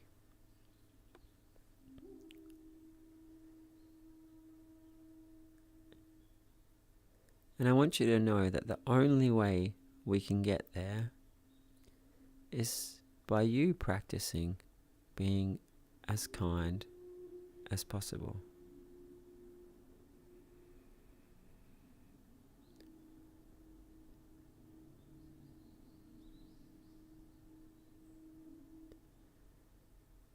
So let's start with ourselves. I want you to think about you.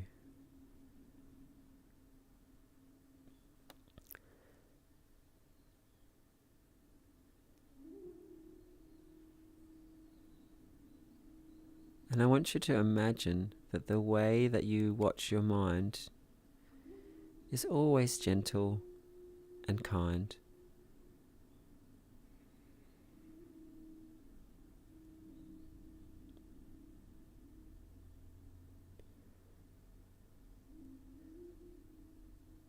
And the way that you think about how you're going to act and how you're going to feel, it always feels easy and empowered and clear.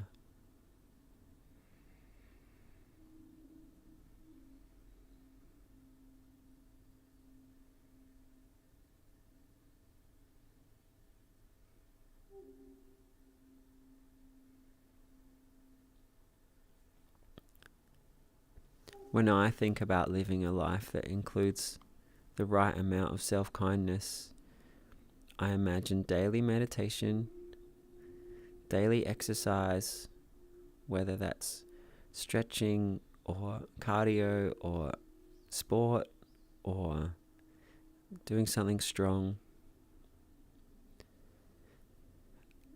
I see myself doing laughter meditation at least once a week.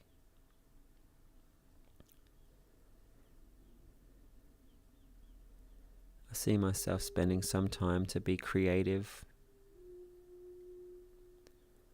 I see myself talking to people that make me happy.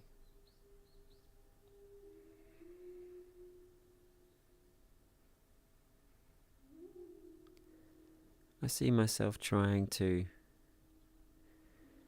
be present and enjoy whatever moments I'm in.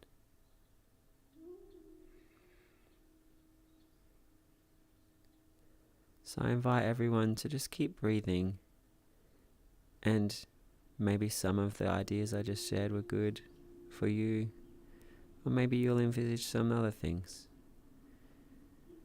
Just envisage what really good kindness to yourself would be like.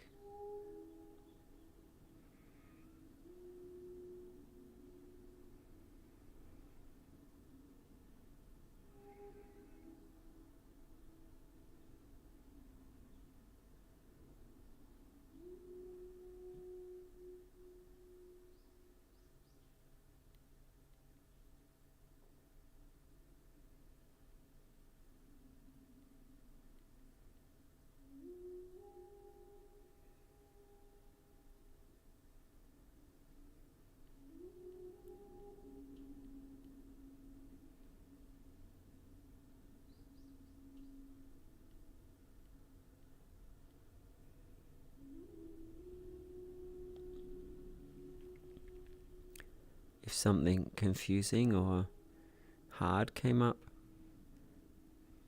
just pose yourself the question, how could I respond to this part of me awesomely? Or may not be a part of you, it may be a part of something that's happening in your life. Just let yourself have the question of what would be an awesome response.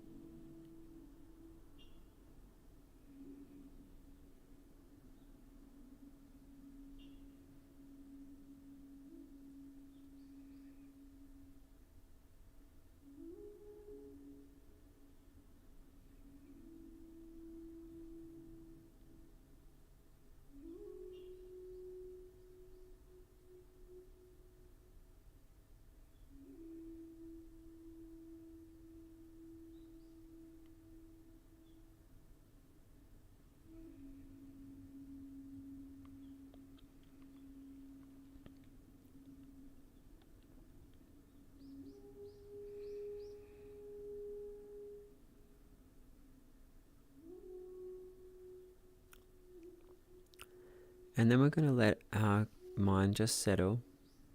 Just go back into your breathing. Imagine just the feeling of peace. All the activity of the mind just calms down. Just feeling the breath to just settle.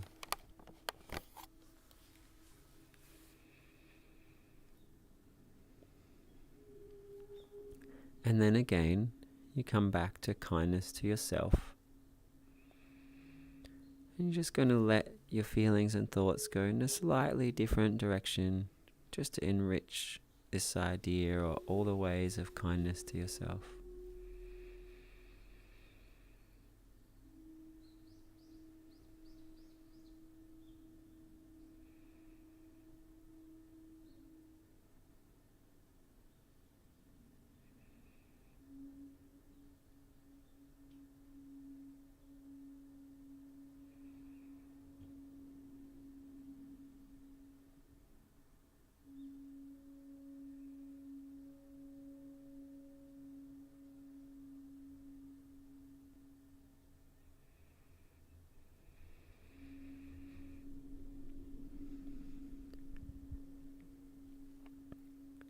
And then I invite you to imagine, what if every day, somewhere near the start of the day, you did this kindness meditation for yourself?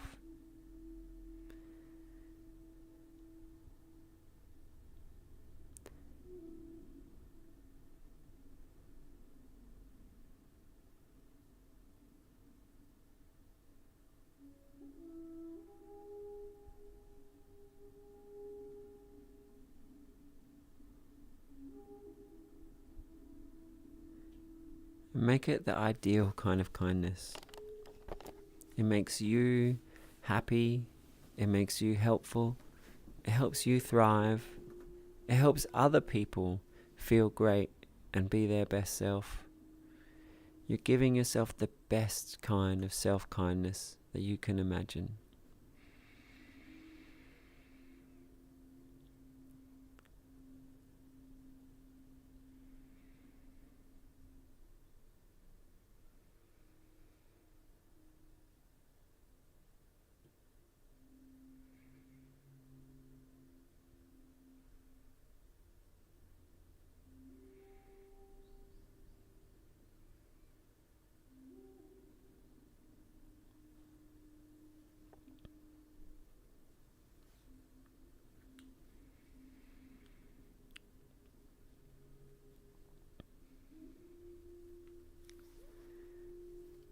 And then for the last part of this meditation, we're just going to expand our mind out. That you'll be kind to those around you. Encouraging, insightful, warm, funny.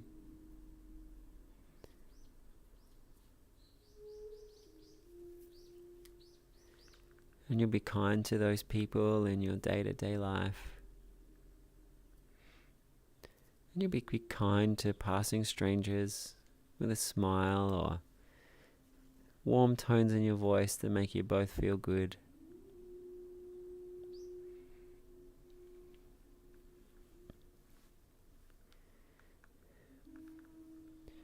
You'll make choices that are kind.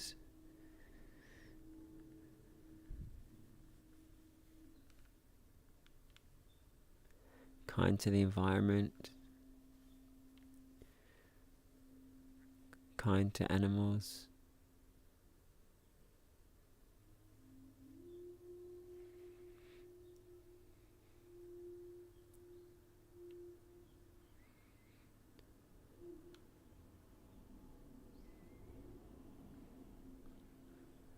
Just imagine yourself that you have this feeling of love and kindness. And then you help other people feel more loving and kind.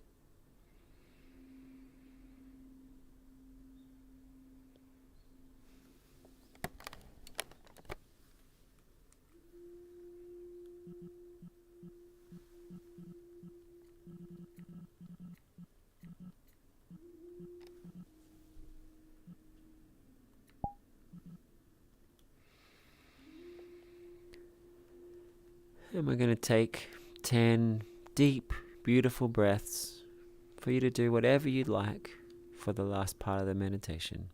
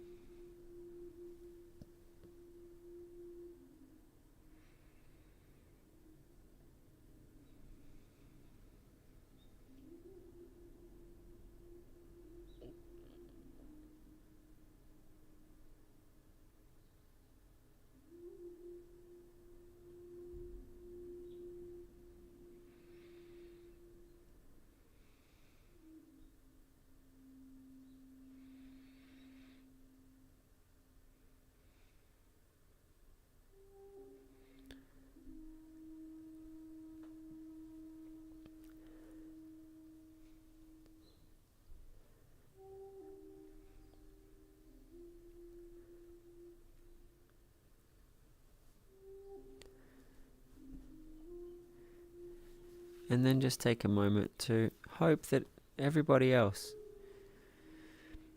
gave themselves wonderful kindness.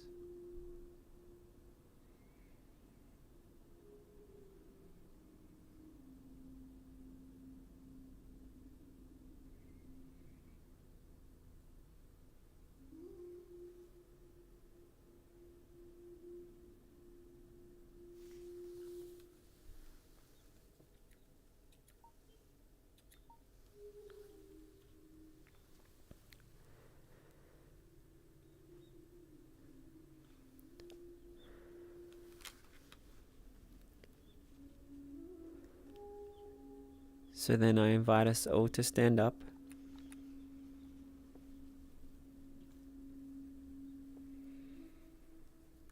We're just going to finish with a dedication.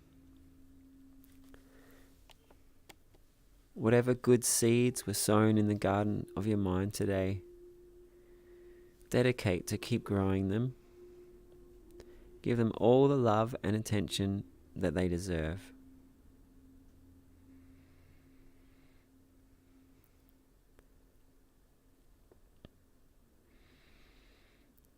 May the good things you practice, you can share them with other people and actually make the world more enlightened, more kind, more wonderful.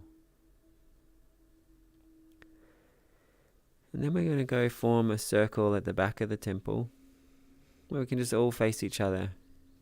We'll have a few breaths where you just see the awesomeness inside everybody. And we're just going to bow to just really honor and respect and acknowledge the awesomeness inside yourself and the awesomeness inside everybody.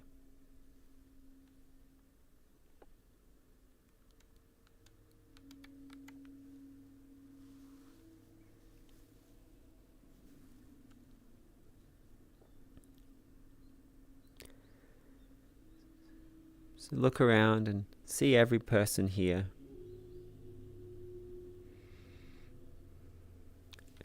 And see the unshakable, enlightened being that's inside yourself. We bring our hands to our hearts and we just have a bow to the awesomeness in you and the awesomeness in everyone.